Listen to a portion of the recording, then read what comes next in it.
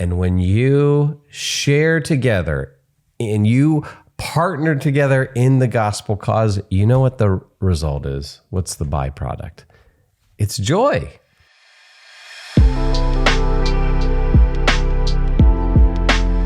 Whereas what we're suggesting here is, okay, yeah, maybe you can't do the full business thing, but you can do a ministry together. Mm-hmm. You can serve together in the local church. Or if there isn't an opportunity in local church, you find parachurch organizations or crisis pregnancy centers or other places where you as a family can say, hey, we're going to serve together on somewhat of a regular basis. Mm-hmm. Not just a one-time project, or maybe you do one-time projects, and maybe that's, how you do it. But there is a regular rhythm of serving together in your family.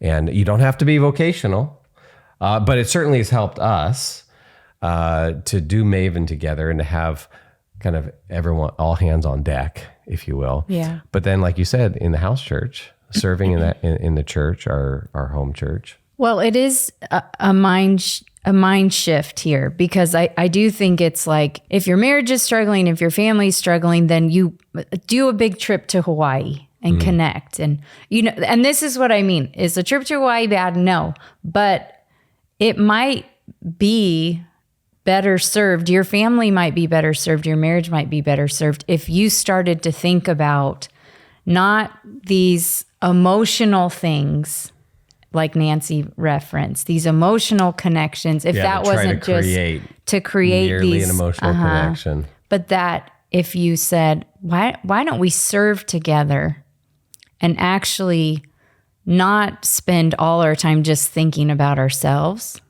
but looking out and serving others together, and see how that might help us to grow, not only as individuals, just in our own hearts and minds, but then to grow together as a married couple, as mom and child, dad and child, the whole family together. And then what we realize is that this is actually what Scripture talks about, that when you serve together, it bonds you in a way that, like you said, not many other things can. Yeah, we may want to consider that the advice we're giving here could actually be more effective than some of the counseling that we do. Like, I think, obviously we think counseling can be a really good tool. We've used it in various ways. It's benefited us for sure. But again, this is where I think the modern mind,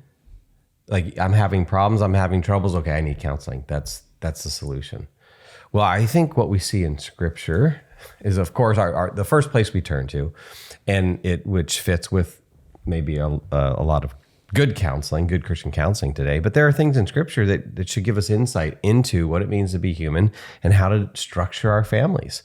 And what you mentioned, Aaron, in Paul's letters, we see this emphasis on, laying down your own rights, serving one another, the unity that results. I mean, the book of Philippians is one book that we have regularly pointed to because it's often referred to as the book of joy. Paul is writing to the church in Philippi, and he's talking about, the joy that he has thinking about them and writing to them, and he uses the word joy or rejoice about 14 times in 4 short chapters. And so people will say, oh yeah, it's a book of joy. You want to know how to get joy into your life? Read the book of Philippians. But that's not the central theme of Philippians. I think the central theme we find in that first chapter, where Paul uses another word very prominently in the first chapter, and it's the word gospel. And so we see him say in Philippians 1 starting in verse 3, he says, I thank my God in all my remembrance of you, always in every prayer of mine for you all, making my prayer with joy, right? There's that joy word. Now, why? Why is he filled with joy? Verse 5, because of your partnership in the gospel from the first day until now. And he goes on and talks about the work that this church has done in partnership with Paul in the gospel cause.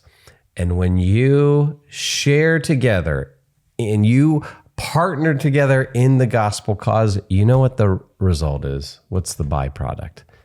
It's joy. It is joy. And so as families, we want to do that. We want to partner in the gospel together. Number one, because we're commanded to do it. Number two, because we want to expand God's kingdom. We want to see people's lives change. But number three, it can have tremendous benefits for us and our lives. And we flourish and our families can flourish as we serve Christ together.